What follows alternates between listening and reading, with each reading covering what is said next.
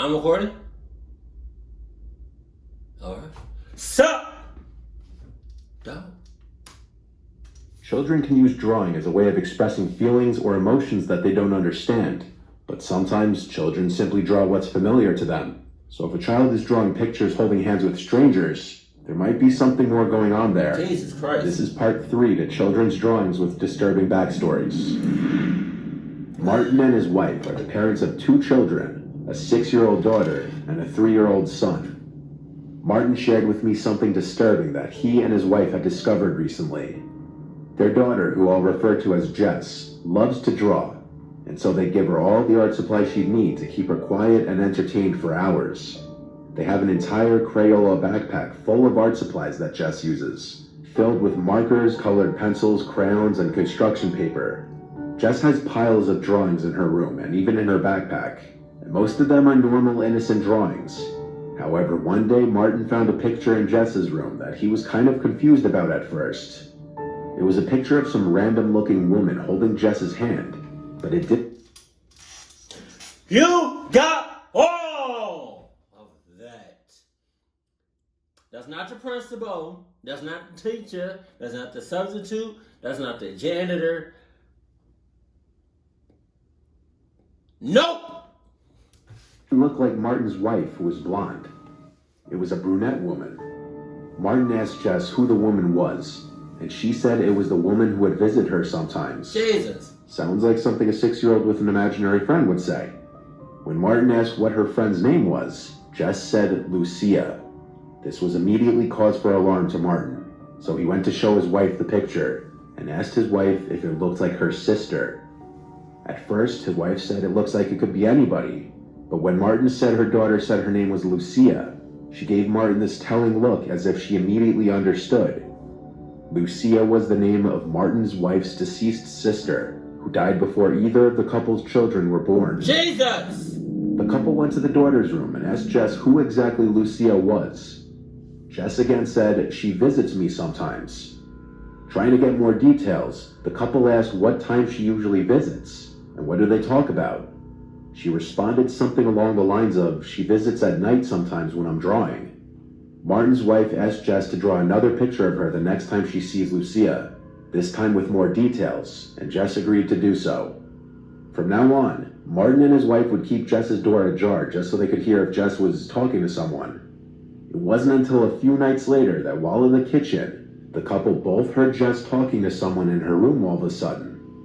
So the two went towards the room quietly to listen to what she was saying. There were long gaps in between what Jess was saying, but she was clearly talking to someone or something that didn't appear to be there, because she seemed to be answering questions that the parents couldn't hear being asked. At one point, Jess said, "They asked about you when they saw my picture of you. They want me to draw you again." Then Jess stopped talking completely, and that was when Martin and his wife entered the room and asked if she were talking to Lucia again. She nodded her head, and they asked where in the room Lucia was. Jess turned and looked around the room, then focused on the corner and said, "She's standing right there." Oh my God! No, the hell. Martin and his wife looked in the corner of the room, to nothing. Yet both of them agreed they felt an uneasy feeling in the room and were extremely uncomfortable. Martin's wife said softly to Jess to draw what Lucia looks like right now, down to every last detail, and after Jess said, "Okay, Mom," the couple left the room. Jess didn't speak anymore, and the parents were left feeling a little uneasy. It was a short time later that Jess called her mom back into the room, and so both Martin and his wife went back to her room. That's crazy, if you really think about it. That's like, that shit crazy, man. To draw something that you have never, ever seen before, and before your lifetime? Holy shit. Presented a new picture. This picture confirmed the couple's fear. This was the photo. In this new photo, with a lot more detail, Jess drew Lucia to have blue eyes, a small mole above her lip. Yeah, that's her. That's her sister.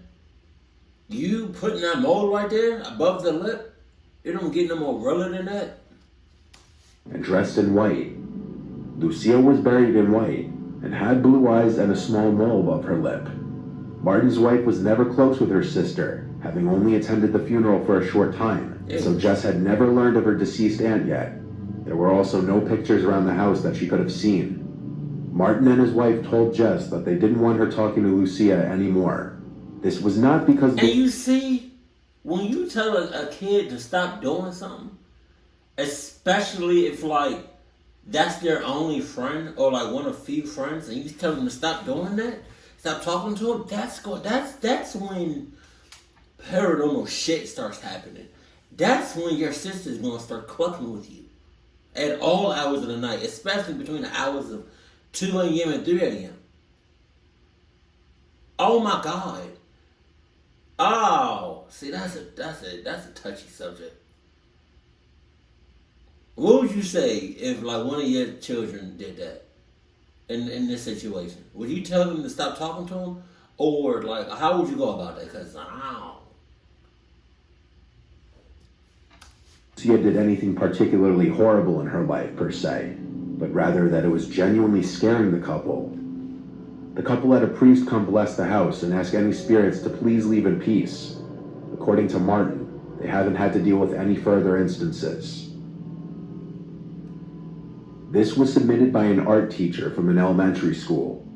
Twice a year with each class, the teacher would hold what she called draw and tell, which would have the children draw anything that meant something to them and then tell the story behind it.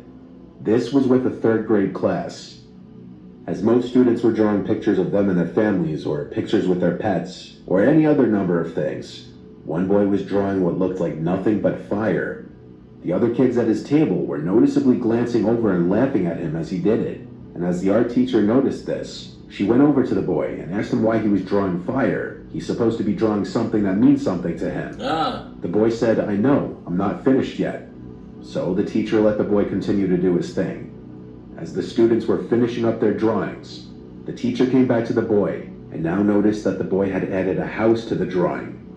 The teacher asked the boy to come with him to the hall, and she took the drawing with them. When in the hall, the teacher asked the boy why he was drawing a burning house, as this was completely inappropriate for a draw and tell. The boy replied, "No, it's not. This is the house my parents tried to burn down with me in it."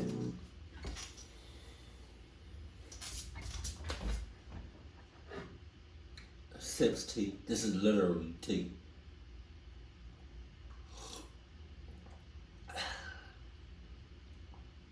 Sips one more.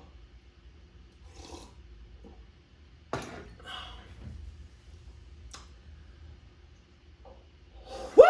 Shit! Damn!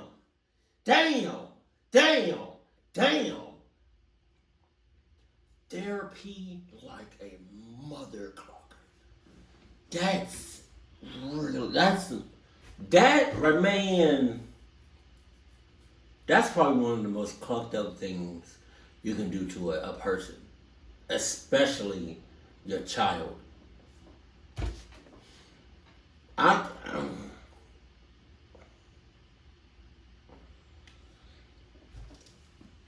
The teacher was speechless and didn't know what to say. She kept the drawing and told him to take his seat, and told him we're not going to do the draw and tell. When they re-entered the classroom, she sat at her desk for a moment, fighting back tears, and eventually announced to the class that everyone would be taking their drawings home with them instead of doing draw and tell. This one comes from another parent who wanted to remain anonymous, so all names will be made up. Brad and Jane are the parents of Molly, who was 5 at the time of this happening. Molly is a quiet and well-behaved girl according to her father, which makes this story even creepier. Brad and Jane's bedroom is right next door to Molly's.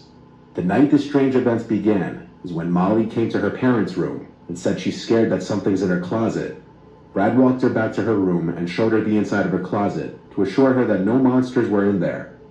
The next night, Molly returned to her parents' room, saying there was a monster inside her closet again. This time, Brad and Jane let Molly sleep with them, and then the following day, Molly drew a picture of the alleged monster she was seeing and showed it to her parents. Oh my God! Brad stated the picture admittedly creeped him out, but till this point, this all just seems like normal child stuff. Until one of the next nights, when Brad and... Man,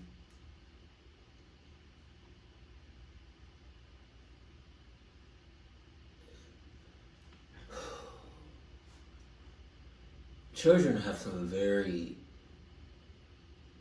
can have very detailed, descriptive thing, like drawings of what they see. And they tell you something is in their closet, in their room, under their bed, and they draw what they think they saw, or what they know they saw. Excuse me, I farted. Oh, I farted again. Sorry. That meant that. Seeing that, you don't like. How you say? That's just something you don't glance over. You don't pass by. You don't be like, oh, that's cute. Or, oh, I like that. No. Seeing something like that after they say, man.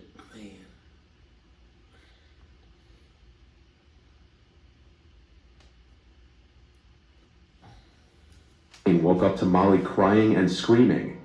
They ran to her room to see what was wrong, and she said, I'm bleeding, as she had her shirt lifted up. On her back were what looked like 2 scratch marks. Molly claimed it was the monster.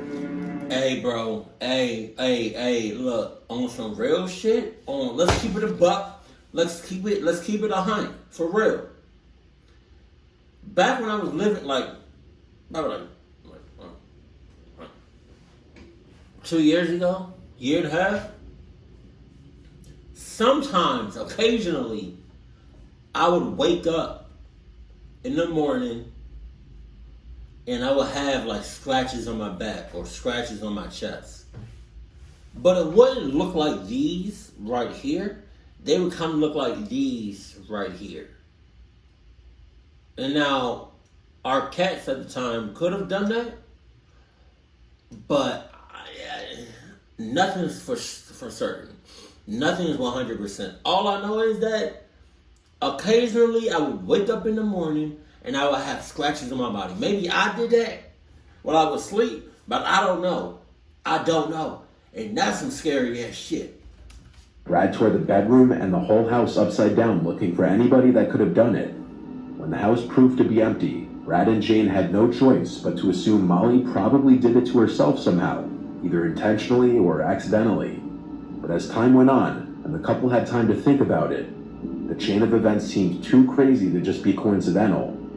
While the couple had Molly ease back into sleeping alone, Molly never changed her story that the monster was the one to scratch her back. To make her feel better about sleeping alone, they moved Molly's furniture to the spare bedroom and made that one her new room. Molly came to her parents' room a couple other times in the middle of the night, but both times, when asked if she saw the monster again, she said, no, I'm just scared.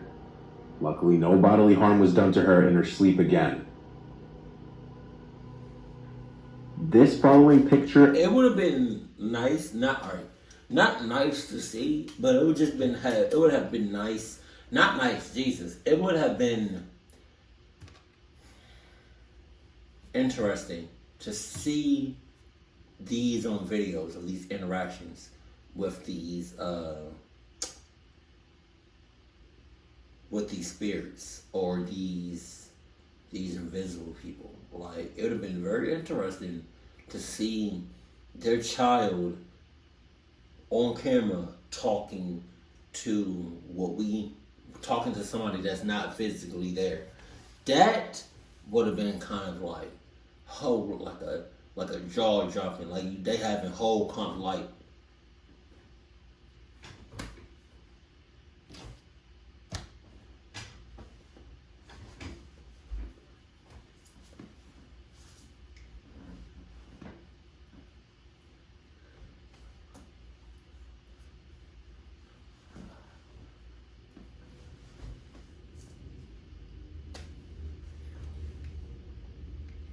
But to do all that, that's, man.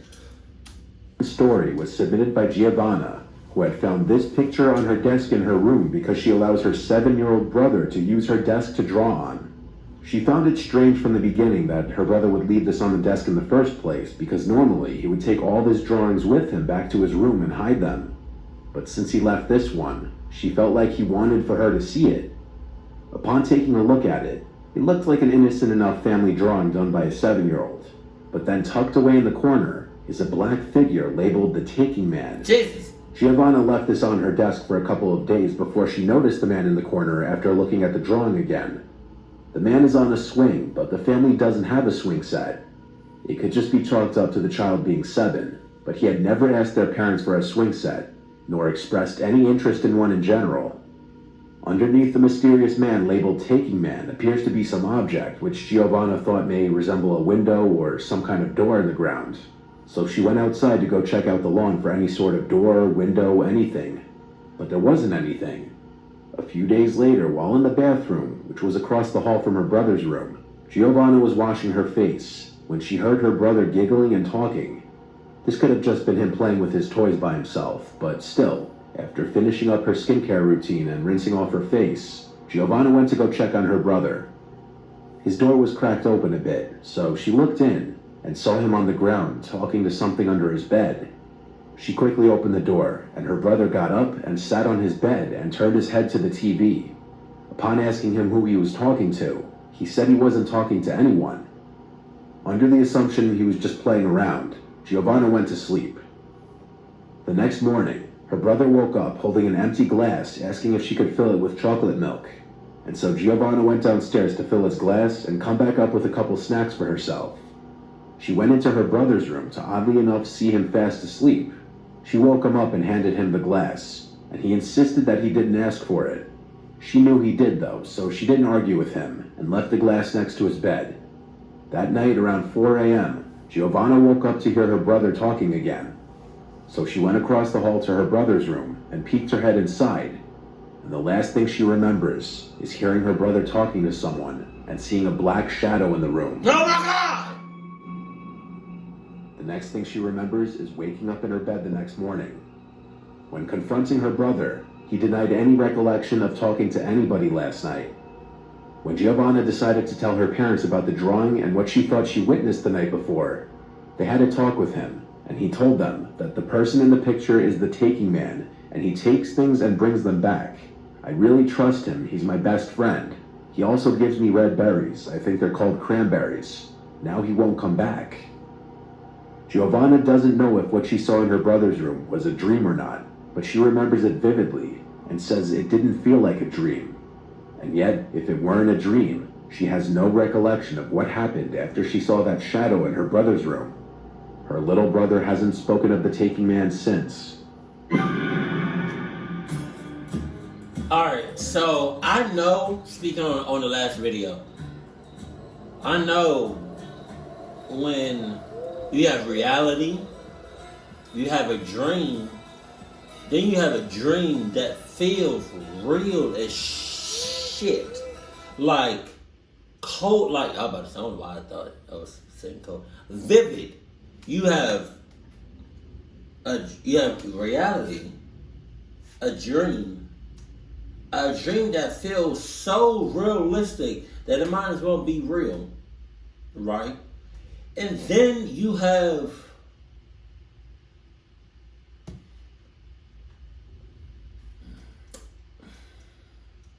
I don't even know what it's called. It's like you kind of said it in the end. Spoken of the Taking Man since. The Taking Man, and he takes things and brings them back. I really trust him, he's my best friend. He also gives me red berries, I think they're called cranberries. Now he won't come back. Giovanna doesn't know if what she saw in her brother's room was a dream or not, but she remembers it vividly and says it didn't feel like a dream. So, what is it called something when it's like between reality and a dream? I'm not gonna say.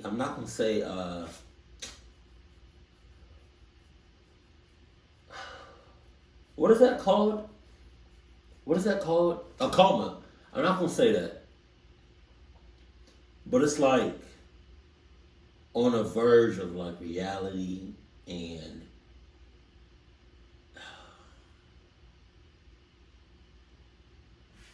again, It'd been real dope if one of these stories had just like footage, like a little, like 5 second, 10 second footage of the child talking to somebody. I'm pretty sure what she saw was real, but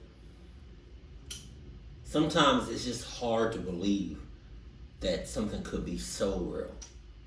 I don't know how to explain it. This is just like one of them iffy subjects. This is just like, I don't know how to explain it. I really don't. But just believe in your kids, believe in your child, regardless, and I think you should be okay. You know, I think the second you start brushing shit off, like, regardless if like they're singing about something, they're reenacting something, they're drawing or painting something, and the vibe is a little off, or it seems scary or demonic, pay close attention, please. Because you keep brushing it off, soon there's not going to be nothing to brush off, and that thing that they're talking to is going to be, it's going to mess with y'all, for real. Keep it cool, keep it classy, and I love you, stay happy. My family.